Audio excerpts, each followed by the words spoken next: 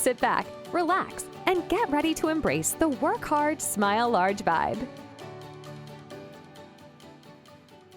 Hi, Nicole Christopherson, founder and host of the Work Hard, Smile Large podcast. Thank you so much for joining me again for another episode. I have a guest that I've now known for about a year, who we met just organically through the internet. And I asked her to join us earlier this year for our first worldwide vision mapping event. So Britley Ann Williams is joining us today to share a little bit more about her breathwork practice, her goals, what she wants her legacy to be, and how she's touching people and really having them tune into themselves. So Britley, please share a little bit more about yourself. Thank you for that intro, love. I can't believe it's been a year. It has, because I just blinked my eyes, and it's so funny. I prepare for all of our episodes, and I didn't even think back to when we started communicating with you about the vision mapping event and about doing breathwork with the children, because you were present and pouring into our adult vision mapping event and our youth vision mapping event. It was such a pleasure and honor. You created that space so beautifully, and what a needed space to be in. So I was honored to be a part of it. Thank you. I'm honored to be on this show, touching your community and all the high achieving people that I know are tuning in and tapping in here today. And you asked a little bit about my story, and without taking it too far back, I was a realtor here in Austin for 7 years. I started at 17. I think back then you could get your license at 17. Got my license at 17, was a straight A student at Texas State, was a realtor with a side of a few more hustlers. I babysat. I worked for this brand called Nulo Dog Food. So I've always been like a really high achiever. I've had a really high expectation of myself. But where that led me in my adult life around 25 was really into chronic stress and disconnection. Like, I was burnt out at 25. I was on my way to a 6-figure real estate career. I had a house, I had a boyfriend, I had a dog, I had all of the things that America would perceive as successful. Well, let's talk about the age 25. Yeah. Because when I talk to my best friend's children who are now in college, and I talk to young women who I'm mentoring right now in the real estate industry, and sharing my 20 plus years of knowledge, 25 is when a woman, in my opinion, really pivots and gets that backbone and knows who they are, because they've tried so much in their early 20s, or they answered so many questions. And I feel like as a woman, our hormones and our maturity and stuff like that clicks right then. We know where we want to be at 30 most often by the time our 25th year is nearing an end. And so I feel like that's such a pivotal age for young women. Yeah, I would say 25 was my most transformational year, but because I was so lost in who I was, I had a lot of catching up to do. I wasn't necessarily building the life and coming into who I was creating a life far away from it. So I was actually creating a life far away from my purpose and truth. So at 25, this wake-up call, it was an eating disorder for me, where I was that disconnected from my intuition and my body, was like oh my gosh, I've been building a life. I've been climbing the wrong ladder, or the ladder's been leaning against the wrong wall. There you go. So that's for amazing me, to say it that way. It was waking up, and it was actually not knowing even an ounce of who I was, so it can go both ways. Yeah. I think that quarter life crisis we all kid about is real. And I think around that age, we start to question, okay, am I heading in the right direction? But some of us don't have the courage to redirect. Some of us can wake up to the idea that we aren't, right? It would have been really easy for me to stay in that relationship and on the trajectory of that path, because I was getting accolades, I was getting permission, I was getting a lot of cheers for the life that I had created. But it got to the point to where my body, my head and heart coherence were so elapsed that I was like, if I keep doing this, I'll get further sucked in, and I will be so sucked out of my purpose and life force. Yeah. Right? It was taking you away from those things that you thought were feeding you, right? Totally. So it was just like a big disconnect on every attempt. Yeah. And at 25, I thought a lot, what's wrong with me? I have it all. I have the real estate career. I have the great guy. I have the golden retriever puppy. I have the house. I have the job. I have the family. I have it all. What's wrong with me?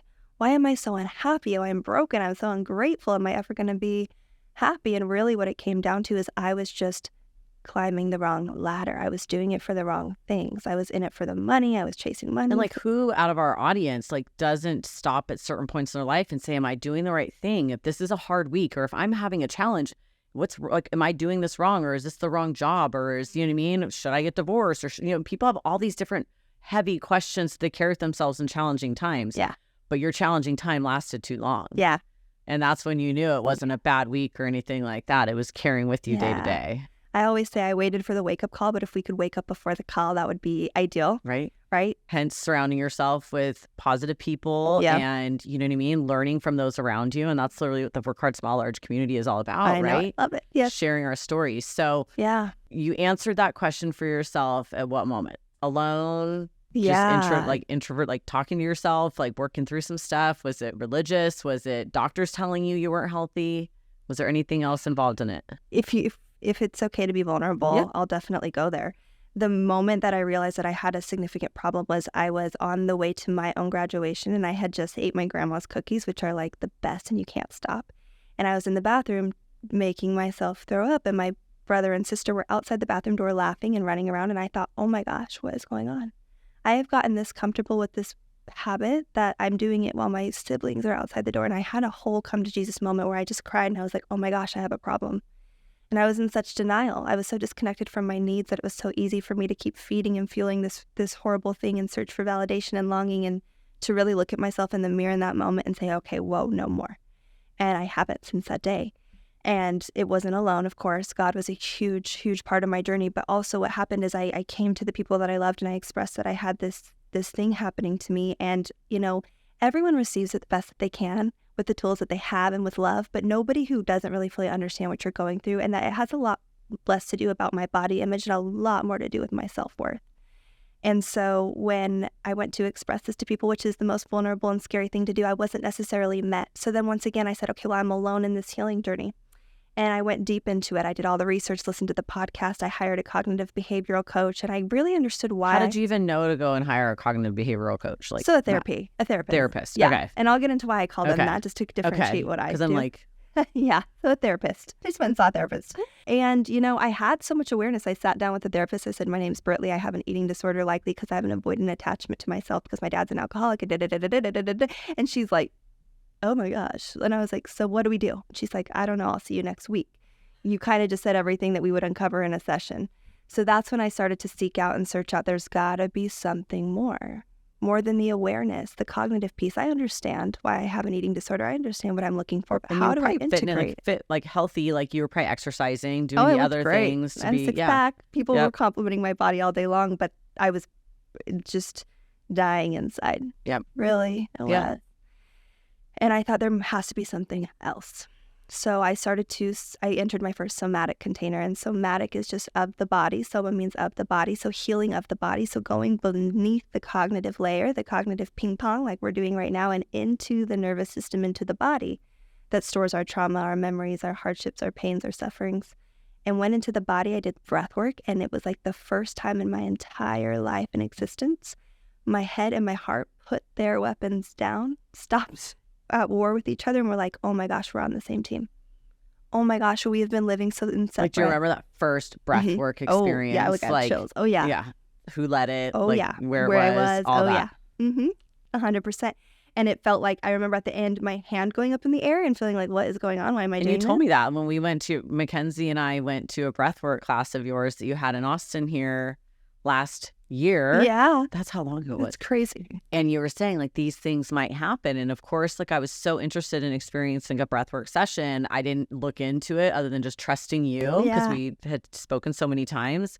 And people did have really unique experiences in that room that were so special to them. Yeah. It's the most healing. Hiccups, burping, arms body moving, crying. Yep. All the things. Yeah. Your nervous system. Yeah. So, I mean, we are filing cabinets, right? To every memory. We store in our body trauma, memory, habits, beliefs, thoughts, patterns, and then we go about our day just disassociating from them. We give them the space to breathe. We open our hearts up to the possibility that they need space to move and become liberated. Then we drop in quickly, and that's exactly what happens. But that's what's freeing. That's what frees us. On the other side of that breath is so much freedom. So breath work, explain a little bit more about breath work, because we have your journey, right? And we've got you here, and we've talked a little bit about the experience of breath work, but do you have to do breath work every single day? Do you do it independently? Can you do it at a stoplight? Yeah. Like, I know when I first started doing breath work, in my opinion of breath work was when I was 9 months pregnant And I started going to acupuncture because my daughter was breech, and my acupuncturist started getting me to breathe more because she's like, you're a fire-breathing dragon in there. Like, you need to slow down, take the high heels off, girl. She's like, this might be why your daughter's breech. You've been running around high heels your whole pregnancy working, starting your own brokerage and stuff. And so she just like got me to start breathing at stoplights. So like I was driving all over the place. So every stoplight I was at, I would do like my breath 4 seconds in, hold it 4 seconds out. And then Jarek Robbins did some breathwork stuff with us a couple years ago. That was beautiful at a leadership meeting I was at. And so I have all these different methods of breathwork that I've experienced, but your breathwork is totally different. It's a little bit longer, and it really taps into what you said, your nervous system. So like walk our audience through that, because I think we need to hear it. Well, first of all, just starting with the breath alone, the breath is our life force. God literally breathed life into Adam, and then he came into existence, right? Between life and death is our breath.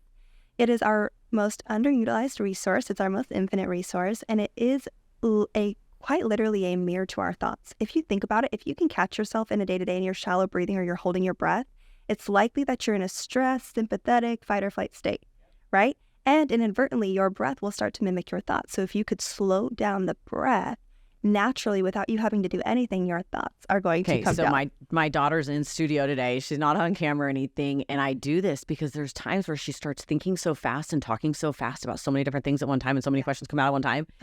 And her preschool teacher taught me, Miss Marin taught us blow out the candle. So I always am like, girl, we need to blow out some candles, right? And so we do our hand and we pick our finger up, and I try and get her to take the deepest breath in and blow her candle out nice and slow.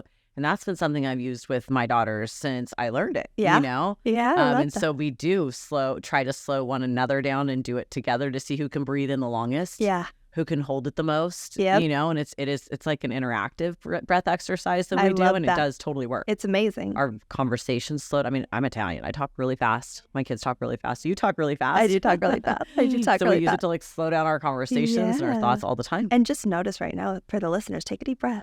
Your state changes in a moment. Your state can change in a moment. You can go from that hyperactive fight or flight state back into more of a parasympathetic state in one breath. You really can. And breathwork for me it's the most powerful healing modality, because essentially we are equipped to live in this world for survival. Our nervous system is programmed and wired to keep us safe and for survival. And when we constantly live in this state of more for the sake of more and going out and we equate productivity as much as we can place on our plate in a moment, we are igniting the nervous system. And the brain can be really aware, right? Our conscious awareness can be really aware of what our surroundings are and that we're in traffic, but the nervous system doesn't know what's happening. It just thinks there's a saber-toothed tiger and it's acting as so. Like so we're organized, but we're moving too fast, and our body's like internally just reacting to like overreacting. Totally. And whether you're in traffic or whether you are being chased by a saber-toothed tiger, your body is operating the same way. Your heart rate goes up. You actually release acid in the body, as if the saber-tooth were to bite into you, you wouldn't taste as good. You start to sweat. You start to get a temperature change. You're moved out of homeostasis. So we're living in this state in traffic, and we're not meant to do that. And the body and the breath, what it does is it brings us back down. We have this beautiful nerve called the vagus nerve that runs from the base of our spine all the way to right below our skull. And it touches on every single organ, and it is what is responsible for regulating and moving every single part of our body. When that is tight and wired and we are running around like this, and we can expect we are cutting off our life force in a lot of ways, right? Both literally and physically. So the vagus nerve, the base parties our whole life. I mean, that's the way we're all going to remember that. The vagus nerve parties our whole body. It's like the party in our body comes from that vagus nerve. So that's it. And don't when forget she's that. tightly wound, we are tightly wound. And the easiest way to bring her down into regulation, homeostasis, is through the breath. And there are a lot of breath patterns. There are so many ways that you could stop. I do a 10-minute breath pattern every single morning, and then I do a 25-minute one in the evening. I do a few in between, but my breath pattern and the one that I do with my clients is required facilitation, because there is things that could come up in the body. And my favorite thing and my favorite objection is when someone says, I don't know what's going to come up. I'm scared. I don't know if I can hold it. I'm like, babe, you hold it all day long, every single day. This is you holding it. You are the exact container that can hold it. You're also the exact container that can liberate it in 30 minutes and live with a lot more spaciousness and ease. And so the breath that we do is what we're doing is we are essentially taking the body out of homeostasis just enough where the brain starts to go off. Well, it comes online at first and it starts to really judge us. You guys probably experienced that. You're like, what am I doing? 1, 2, 3, 1, 2, 3. What's my neighbor doing? What is she doing? Am I doing this right? This is dumb, It's right? like being in yoga. Like you're listening to people breathe. Are they breathing out really loud? Is that person? You know what I mean? Like you're kind of listening to everything around you until your breath takes you into your mind and your body. Your mind. Yeah. So we get out of that analytical mind that we spend 98% of our life in. We drop into the emotional body, and then it comes online. What are we doing? Are we okay? Are we safe? I say, yeah, we're okay. We're safe. And then it comes offline, and then we get into this beautiful space where the subconscious or the body becomes suggestible. And only from that beautiful theta hypnotic state where we become suggestible can we really extract internal wisdom that we need in order to liberate the feelings that are stuck. In a way. It's hypnotic. The pattern like gets to a point where you're kind of like hypnotized in your peace. In your peace is how I would say my experience was. In your fulfillment, in your wholeness, right? And the purpose of breathwork is to open up our bodies and expand, because God can work with you if you open your heart the eye of a needle. That's all he needs. But if we walked around closed off and in control, so our fists are literally, if you're watching like this. Or your jaws clenched or like all those things. Tight, shoulders up, tongue at the roof of your mouth, and you're just operating in this way. And stress literally makes us silly and dumb. It makes us silly and dumb. If you ever ran around the house like, where are my keys? Where are my keys? And they're in your hand. That's because stress makes you stupid and dumb or silly and dumb. And it does. It's so bad for us. And don't let that stress you out. Just learn how to cope with that and bring it back down. You have those moments. You have those highs and lows and those ups and downs. So have you truly appreciate when you're level or balanced or at peace or whatever we want to call it. So they're going to naturally happen. It's how you respond to them, right? Totally. And that's like 100% what I've had to learn, managing 2 real estate teams, being an entrepreneur for 20 years, starting Work Hard, Smile Large, being a mom, trying to be an amazing wife and best friend to my partner in life. And like, you know, you do have your ups and downs, but you get stronger from each of them, right? And so every experience, like people come to you and they have experiences with your lessons, right? Mm-hmm. Coaching lessons. Coaching. Yeah, coaching sessions, and they get stronger every time, right? Totally. There is a chronic inability for us as humans to be present. I mean, we're not very good at it. And when I say present, I don't mean just like present here with you today. I mean like fully dropped into the body, into the heart space, listening to you, receiving what you have to say without making a Trader Joe's grocery list in the back of my mind. Yep. Right? So we can be present and attentive, but I mean full presence in your body, like being so aware, like, oh, I'm thirsty. Nicole's speaking. Oh, she's talking about this, feeling into your energy. It's totally different.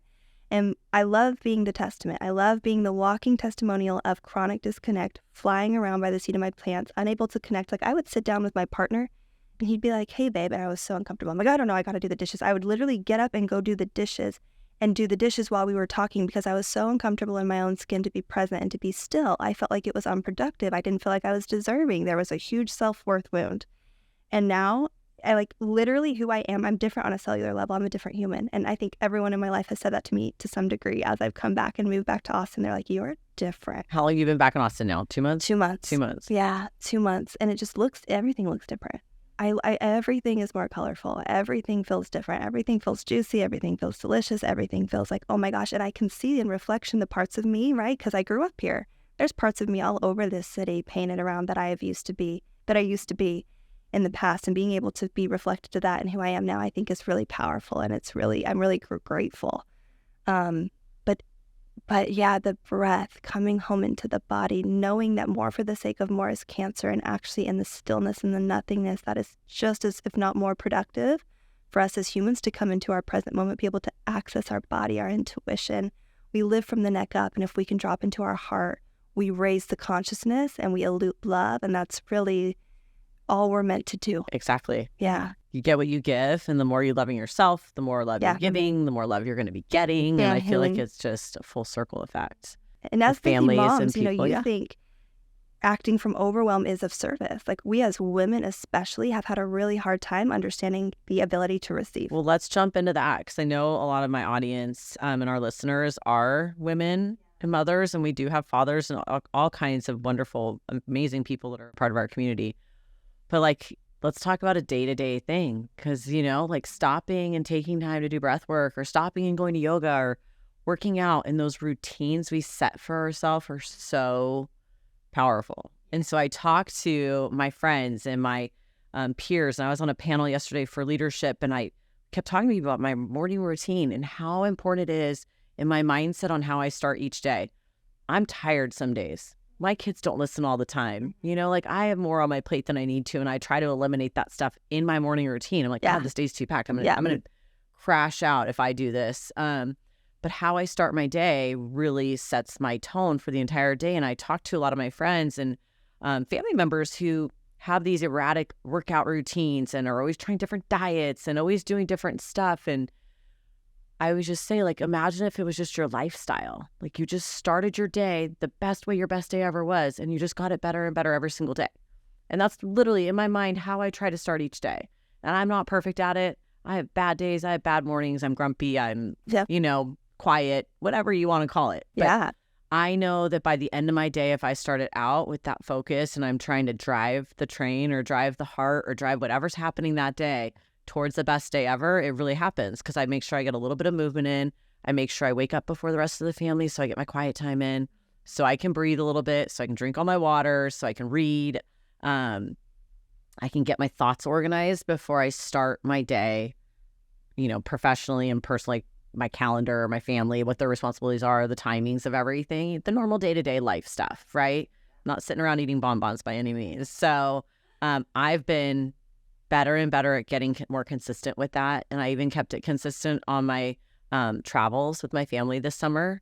And you can feel the difference. I feel the difference if I take that time in the morning. It's the same thing with breath work, I'm sure. Like before you get up and get on your device and get connected to everything, and taking that time to breathe is probably so powerful for you and for your clients. Yeah, absolutely. I love talking about morning routines. But before I get into the morning routine, something that's really neglected that really plays into your morning routine is your nightly routine. So you are setting yourself up for 8 hours of subconscious programming, reprogramming at night. Think about it, right? What typically, if you have something coming up, like a big speech, you're dreaming about it, and you're dreaming about you failing and stumbling over your words, right? Because at night, we're taking into the next day I don't know. I everything pass that out. Like the new saying in the Christofferson household is she falls asleep before her head hits the pillow. Really? I love that. I'm just and I feel like it happens because I'm so content. Yeah.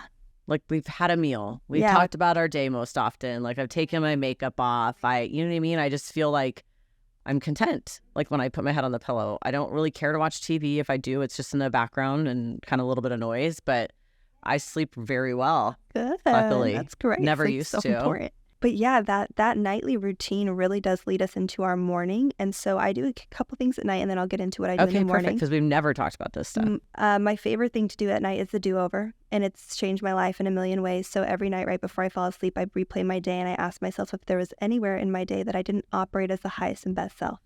And if so, I go there. And then not only do I allow myself to go there and acknowledge that I maybe responded from a lower consciousness or a trauma response, or I was reactive, I replay it. So I give myself the tool and I replay it. How would I have responded as the highest, best version of myself? So now when I come to that scenario again in life, not only have I replayed and can I acknowledge that there's potential for me to respond, but now I've rehearsed how I am going to take it, how I'm going to go about it this time, right? Yeah. And what's really beautiful about that is that I approach that situation where I have the ability to respond and reaffirm the past, or do what I've rehearsed to affirm a new future and step into that.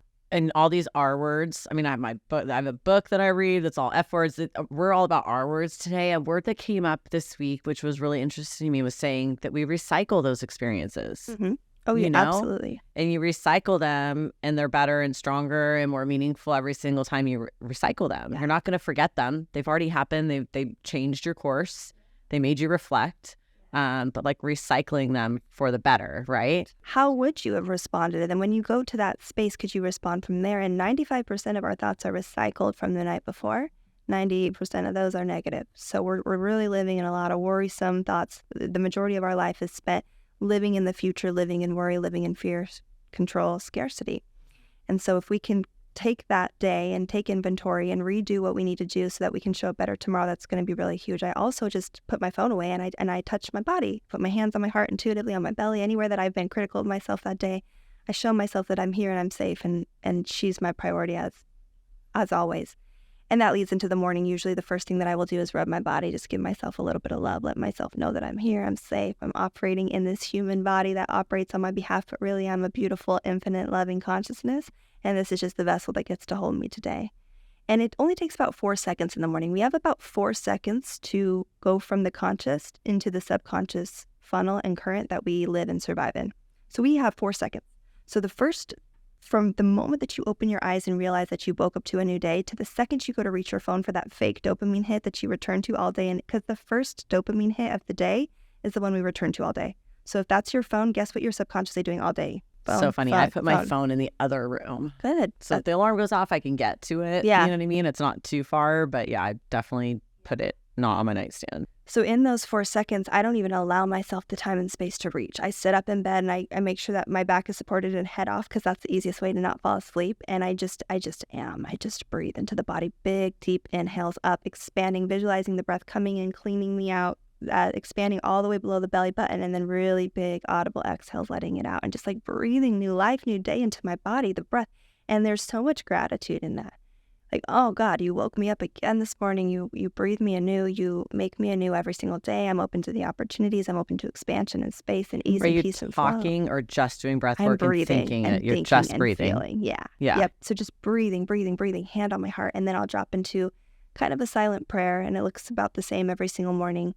But that carries me into my day. And then all of a sudden, reps and time and practice, I'm operating from a state of overflow and grace rather than overwhelm and frustration. It just is. It just is. Because in the morning when you're so suggestible and you wake up to the world and you set the tone for your life, then you set the tone for your life. And it's really important. It's something that we overlook. It's something that we hear and we do not implement. And it's the most important thing, in my opinion, that we can take back control over in our life to live and feel better in our day. And it is so powerful because I watched you during our vision mapping event when you were speaking to, I was with the in-person group in Newport Beach, and I was looking around and they were all participating. They all had an amazing feeling and a takeaway from the 15, 20 minutes that they had with you virtually, leading them on breath work. And it was super powerful. And then you did it with the kids again on our youth vision mapping. She had a little piece of paper that had a hand, like a high five, and had them kind of learn how to do some breath work on their hand while they returned to class. So we're getting ready for standardized testing and kind of gave them a tool. And so we often use that as well. We're kind of taking them to school. It was really like alarming to see the stress on my kids this year for standardized testing. And I'm like, I'm not putting that stress on them. Like, so they're either putting it themselves or it's coming from their leaders, you know what I mean, or their teachers at school. And I'm like, this is not okay. Like, you've already learned all the work. Like, you're just going to show what you learned. Like, that's not, you don't need to stress out about that. Yeah. And so I always go back to the hand. And breath work is so powerful virtually. And I mean, that's how you meet with a lot of your clients, correct? Yeah, absolutely. So, and we can do a little breath practice at the end if you want for the last 3 minutes. I love it. So first and foremost, I'm a somatic coach. So I'm trauma-informed certified. So I take clients and what we do is I work on their subconscious programming. So I work on the ways that they're cyclical.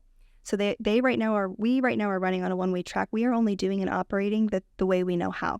Until we bring from the subconscious into the conscious a new way of being, we're not even aware that it's possible. So we get to the root of how they're operating and what they're feeling: stress, overwhelm, burnout, disconnect, imbalance. And I say this humbly, everybody in the world could use 30 minutes with me. Everybody in the world is experiencing scarcity, fear, shame, guilt, doubt. Everybody, me included. And so I say that humbly. Everybody could use a moment to drop into their body and to understand, what is this coming from? What is this coming from? And could we just give it the space it needs? If we want to feel better, we have to be better feelers. And so bringing it into the body, what does this mean? Helping them walk through, regulate their nervous system, understand where it's coming from. And then what we do is we start to create new pathways. So really understanding why they're operating from the way that they are, because likely it's the subconscious programming that happened from the ages of 0 to 8 years old. That's when our subconscious is formed, and that's what runs and rules 95% of our life. And so if we can understand and bring them back down into the body and get to the root of the story in which they're operating from, then we can create a new story. And from there, we can create a new life. And beyond the cognitive mind of thinking new thoughts, we can feel differently on a neurological and body level. And that's where the real sustainable change happens, because mindset work is about 80% of it. Actually, I would say mindset work is like 50% of it, and the body is the other 50%. And so that's what I do with them. I take them through. I say, let's get to the root of why. Like, I have a really amazing client yesterday, and he's a very high achiever, and he's very successful. And he said, I just want the stamp of approval. I said, can you give me an example of your life of when you have had the stamp of approval? And he's like, let me think. And I'm like, I can give you the answer. It's never. Because what does that even mean? And he's like, I don't know. I'm like, yeah, the stamp of approval isn't going to come from your mentor, your coach, your pastor. It's going to come from you, sir. And because you've never given it to yourself, you'll never get it. You'll be a millionaire, and you'll be miserable, and you'll have all the things that you think are outside of yourself to fulfill and create and cultivate the feeling within. And guess what? You're going to get to the top and you're going to feel the same way.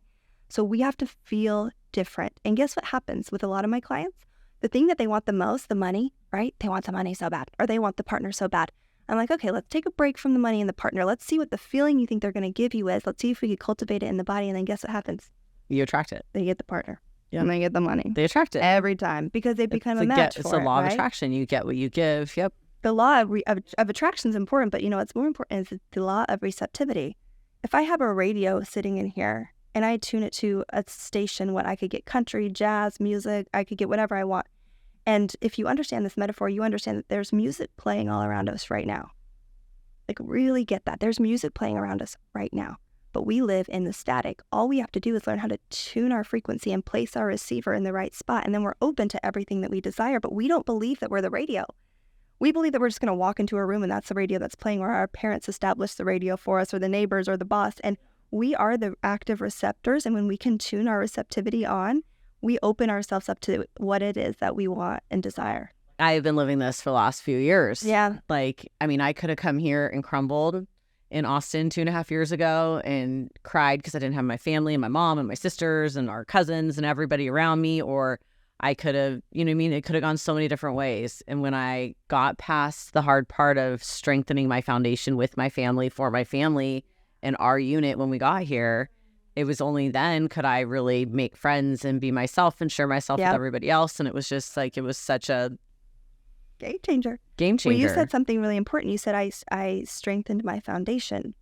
So another metaphor, trees' roots grow as wide as the tree is tall. We dig sky rises down as deep as they are tall. Our foundation has to be equal parts big, if not bigger, than what it is that we are calling in. So if you don't have the capacity to hold the money, if you don't have the capacity to be the entrepreneur, wife, mom with 3 kids, then you don't have the capacity for it. And your foundation must grow and you must become firm in it for those blessings to come in. So for so long, I was like, I want the money, but I had no container for it. God was like, I give you the money and you stored it how? You don't have a budget. You don't have an organization tactic. Why would I give you abundance? You don't even have the foundation to hold it. And so he has worked and moved and shifted me in huge ways. And it's been uncomfortable a lot of the time.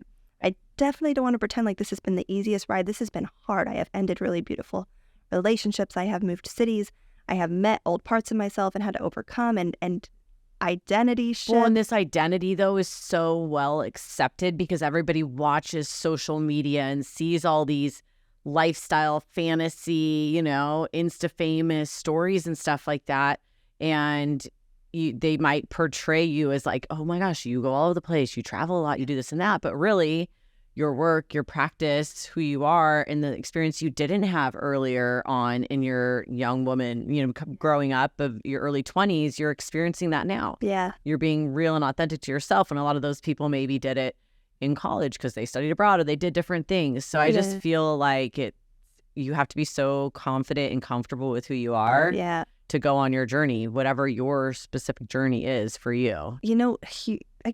So at the height of that time in life where I was in the house with the guy with things, people were giving me so much accolade. And I was like, I feel like an imposter because you are praying for and praising a life that is miserable. And now the difference is I am not ahead of anybody. I am not better than anyone. I am like, come here, look what's possible. Book your one way and fly to Maui, Hawaii, because you can and you get to be in the abundance of the most beautiful space in the world. Come and do the thing with me. Come and invest the money and create the abundance for yourself. You deserve to be fulfilled. You deserve to live this life and let it be good. We deserve to be happy. We deserve to be fulfilled. And any part of us that thinks that we're not is a false misinterpretation and a false idea that there is shame and guilt and separation and there is wholeness. Yeah. And you get to have access to it and you're safe too. Yeah. Do what you enjoy, but take care of yourself because it's not going to be fun if you break down and all those good things. I mean, we could say it, living it is a totally different thing. So you have your routine and your practice in the morning and you have, your routine and your practice in the evening and in between you're helping other people, which has to be so fulfilling as well. Oh my gosh. And are clients staying with you for duration, like a certain amount of time? How does that, just so our listeners kind of understand what the options absolutely. are? I have a 3-month option and a 6-month option. I also just went into business with a really amazing, beautiful woman who it works with time management, prioritization, all the external processes. So for those high achiever business owners, I come in and I create the space in the body for you to become that embodied leader and heart-led and have some space and ease and peace. And then she helps you implement it into your schedule. So together we're taking the external and the internal and we're creating wholeness and fulfillment. So I have a little bit of different ways, but that's something that's like one-stop shop. People are coming in our container in 5 months and leaving a different human. That's the goal. I don't want to work with you forever. I love you so much. We'll be friends forever. You're not a therapist. No, come on, let's get the thing done, you know? So 5 months there and then 6 months in my container. And then I come in and lead corporate breathwork, men's retreats, women's retreats, large events to help us as a collective. Because when we bring each other together and we're in coherence and we raise the consciousness in one room, you better believe we're making a bigger impact out there. We go out and we ripple out that love and consciousness, everywhere.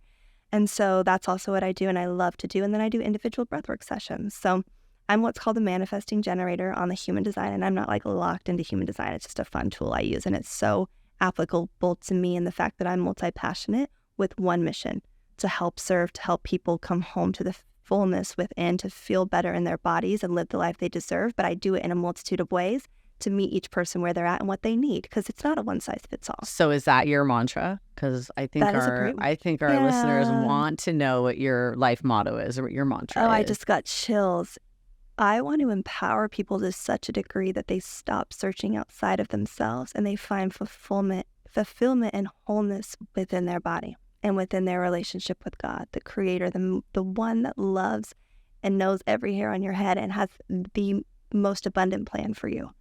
There's a podcast host and a great entrepreneur named Ed Milet, and he said something that changed my life. He said, I'm going to end my life, and at the end, I'm going to get to the gates, and I'm going to meet my creator, and he's going to introduce me to someone, and it's going to be the version of me that he intended me to come out and be, and I'm either going to resemble that man or I'm going to look nothing like him, and I want to look as closely like him as possible, and that has taken root in my heart, and it's so true for me. I'm like, I want to meet my creator, and I want him to say, well done. And just get chills all over my body. I want him to say, well done. You led with love. You led people home to themselves. You reminded them how powerful you are. You led them to me. You led them to truth, purpose, life, love, abundance. And you did it with love and integrity. And you did it without ego.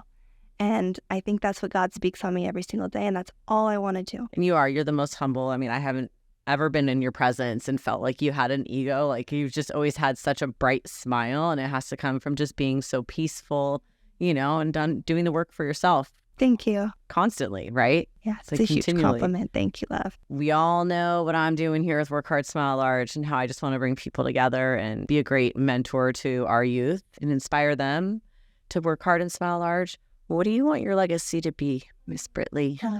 I want to lead with love always. Okay. But it has to come from that, right? Like that pure place is to really lead with love from such a space of just, it's not about me. It's about him. It's about loving people. It's about seeing people. It's about understanding that we're all living in our own human experience, right? We're all having our own perceived reality. And if we could just learn to love them for that and walk with people instead of against them. There's so much judgment and so much competition, and it plays into so many parts of our lives and so many parts of the kids' lives that we are, impacting. And I think if everybody led from more of a loving nature, with love of the future and love of who they are and love of who they want to be, it would make a greater impact, right? And everybody for a different purpose, because everybody loves differently, right? Yeah. So I encourage our listeners and our community to, do the work on yourself, like create a healthy lifestyle for yourself. Like think about your best day. Take a deep breath. It's like the minute I took that breath in, I'm thinking about how much I'm grateful for what my hard work has done for me and for my family. Like I instantly think something positive when I breathe in the oxygen. Yeah. It's very rare that I think something negative. That it's almost impossible when you do that. You pour into a lot of people on this podcast. So I just want to take a moment to pour into you because it's important and you've done a lot of the work and you understand this concept of responsibility to self leads to the betterment of everybody else. And as a mom, like you have beautiful boundaries and you have created and cultivated within such a solid foundation for you to pour from out. And you are a big ripple effect in this world, everything you're doing. And it's amazing and it shows. And we need you and we appreciate you. Thank you. You're welcome. So amazing. I appreciate that. Do we want to do a little breath? Sure. with Yeah, them I and would have love them to. hear it or see it? Let's just take a few moments. If you're driving, don't close down your eyes, but I will do a pattern that you can do while driving just so you can follow along and feel the ease. So going ahead, and if you are in a space where you could just shut down the eyes and just drop the shoulders, and just like, take a moment to land in your seat beneath you. And I want you to just take a really beautiful inhale in through the nose. Think about bringing that air all the way up into the chest, down into the belly like a balloon, and then a big audible exhale wherever you are. Ooh, yeah. We're just going to do 5 halo active breaths. This is literally the easiest breath pattern you could ever do. It's just in through the nose, out through the mouth without pause in a continual circle. And we'll just do that together. Breathing in.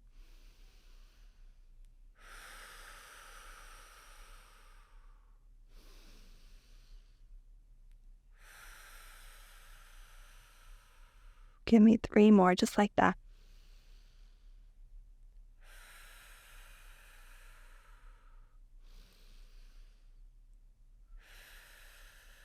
One more deep inhale. Audible exhale. And then one more deep breath in, and I want you to take in all of the air that you can up into the chest and hold it at the top for a moment. Relax the shoulders, release the tongue. The need to breathe, just notice and feel your body. Notice and feel your body, the beautiful you that is your heart. When you can't hold it anymore, just barely pierce open the lips and allow the breath to fall out as slow as possible. And taking with it tension and tightness off the body, worry, fear, and just being in the safety of your own body, your own nervous system, the one that operates without any hesitation for you every single day, in the vessel to your beautiful heart and soul. And your shoulders just sink a little bit more. And you just feel good. Yeah, absolutely. You just feel good. And you do get a little like, ooh, hello. Yeah, because you slowed down. You took time to listen to your body. Your body's not used to that.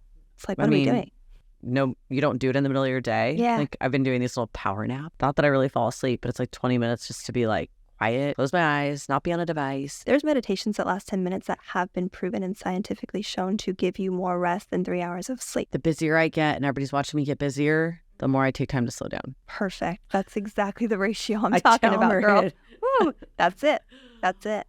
Well, thank you so much. This is like the 3rd time you've been able to connect with our Work Hard, Smile Large community, and it's not going to be the last time. I know that. And I hope everybody, if you're looking for any way to just connect to yourself and heal or help or grow, I mean, Britley's information will be here. How can they get in touch with you? Just tell them. I live on Instagram. I play there. It's such a fun platform for me. Okay. At Britley Ann, BritleyAnn. My website is called divineyourlife.co, just how it sounds, and that's the best way. My doors are always open. Well, thank you for joining me today. I appreciate every second, every breath you gave us. Thank you so much. And to our audience listening, stay tuned for more episodes. We just want to connect you with our community and have everybody share the positive things they're doing and the hard work and where it's getting them. So have a great day, and thank you, Britley. As always, work hard, smile large. Welcome to the Work Hard, Smile Large podcast, where we explore the outcome of hard work and the power of positivity in our daily lives. In each episode, we'll delve into the benefits of maintaining a positive mindset, hear inspiring stories, and provide tips for cultivating smiles around us. We will highlight healthy habits and living a full life, while giving focus to various lifestyles that shine bright in this world as we collaborate with each unique guest to help spread the Work Hard, Smile Large vibe. Now is the time to come together, pour into others, and have the youth we mentor and influence daily inspire their peers to become WHSL Youth Ambassadors too. This podcast is here to support you on your journey and bring others together to build their dreams, achieve goals, and determine what we all want our legacies to be. So sit back, relax, and get ready to embrace the Work Hard, Smile Large vibe.